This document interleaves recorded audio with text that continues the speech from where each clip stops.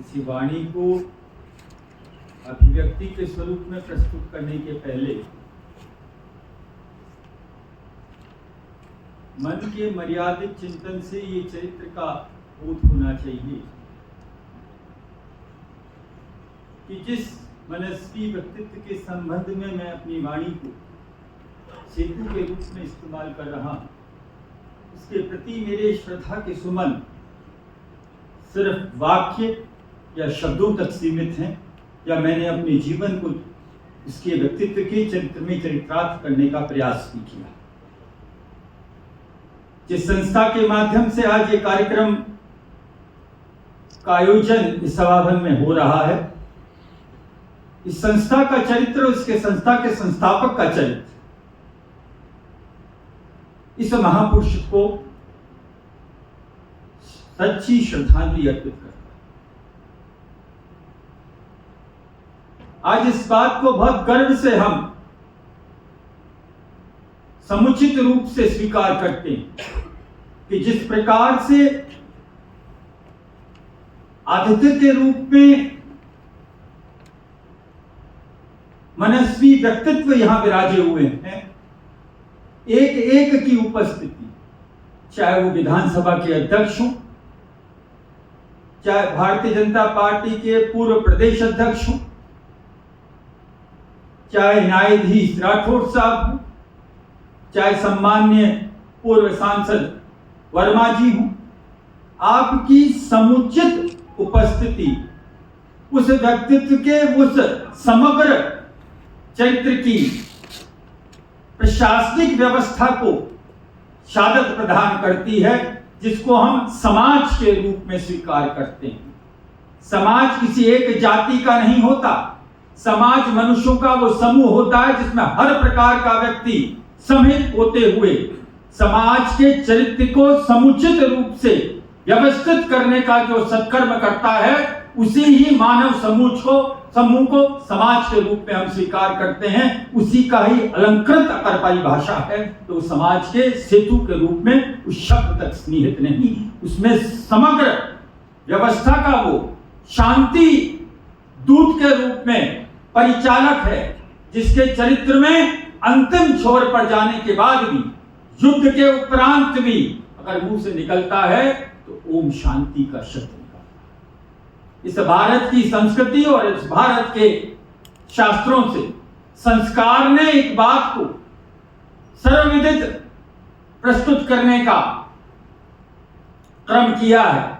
आप किसी प्रकार का मंत्र बोल लीजिए, आपका किसी भी प्रकार का आयोजन क्यों ना हो, हर आयोजन के उपरांत मंत्र का जो आप उल्लेख करते हुए जब इसका समावेश करते हैं तो ओम शांति के शब्द के मंत्र से ही उसका परिपूर्णता होती है। एकमात्र संसार में एकमात्र संस्कृति और देश है जिसने शांति की व्यवस्था में उस ओम के ओंकार का निराकार ब्रह्म को आत्मा की शुद्धि के लिए और शरीर की व्यवस्था में कर्म को विस्थापित करते हुए अपने जीवन का वो अलौकिक कृत के स्वरूप में परिणाम प्रस्तुत करने का अवसर प्रदान किया है। तो भारत की संस्कृति के माध्यम से वो भारत का मानव नागरिक है जिसने अपने समय समय पर इस प्रकार का उदाहरण प्रस्तुत कर हमें प्रेरणा प्रदान की। आज उसी ऐसे एक महापुरुष की पुण्यतिथि पर हम मर्यादित स्वरूप में समूह के रूप में उपस्थित हुए। रड़ावता के उस ग्राम में आज दोपहर 12 बजे उनको अपने श्रद्धा सुमन वाणी के माध्यम से और व्यक्तिगत वहां जाकर करने का मुझे सौभाग्य प्राप्त हुआ। ये हमारा हर साल का नियमित कार्यक्रम होता है।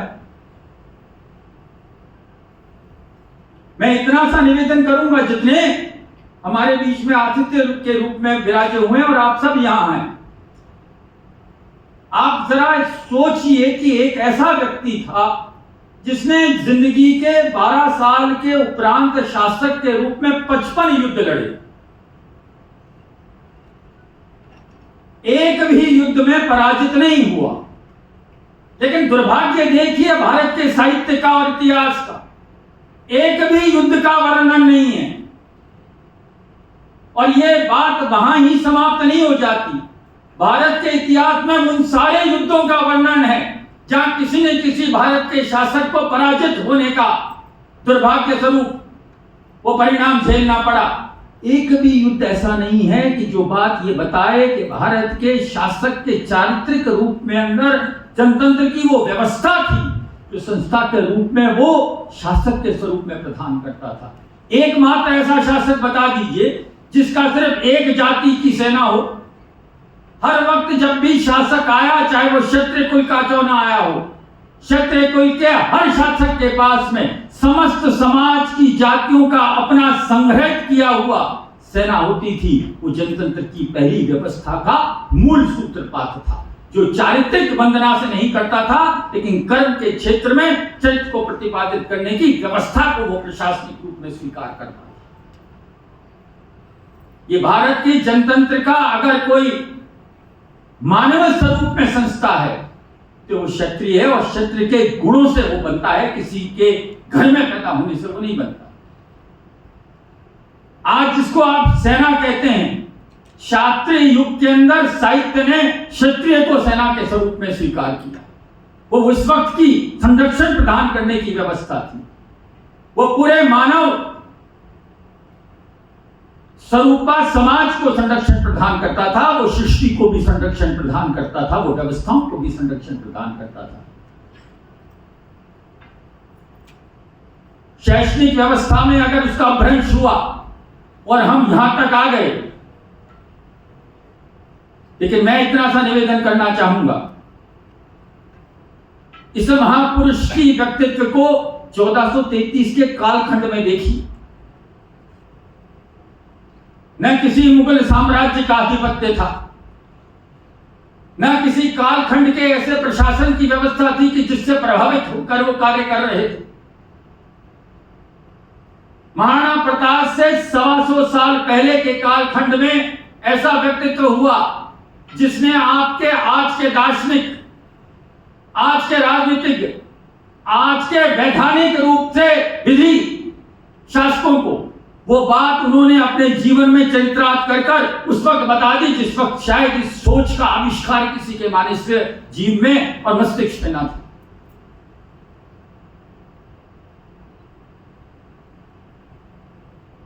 एक सांप्रदायिक सद्भावनाओं की व्यवस्था का जीता जागता उदाहरण है जिसने अपने प्रशासनिक व्यवस्था में किस प्रकार से धर्म की निरपेक्षता में और नारी के सम्मान के स्वरूप में अपने आदर्श को प्रतिपादित करने का कोई अभिलेखित पुस्तक नहीं लिखी। उसने अपने जीवन की व्यवस्था से उस आग को आत्मसात करते हुए उदाहरण के स्वरूप में प्रस्तुत किया। उसी का नाम महाराव शेखा। आज जिसको आप शेखावाटी कहते हैं उसमें तो उनका जन्म स्थान भी नहीं आता।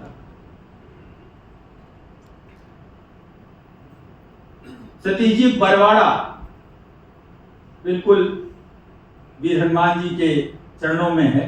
बरवाड़ा की 12 जागीर से चालू हुआ और मैं इस बात को संशोधित करना चाहता हूं।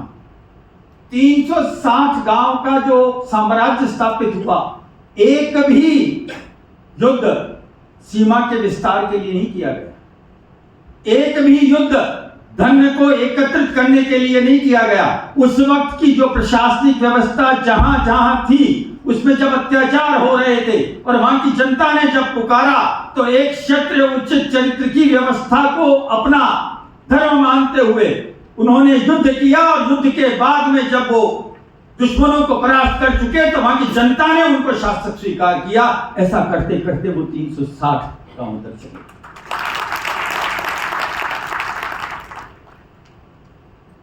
आपको आज के तारीख में एंगल्स मेडिसन 1500 ईस्वी के बाद का इकोनॉमिक हिस्ट्री बताएगा। 1500 के पहले का इकोनॉमिक हिस्ट्री नहीं बताएगा क्योंकि उसको नहीं मालूम।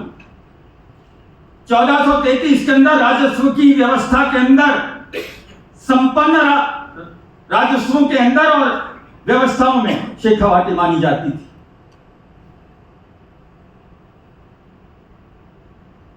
अगर जीडीपी की तुलना की जाए तो आज भी आपकी जीडीपी उतनी नहीं है जितनी 1500 ईस्वी में थी।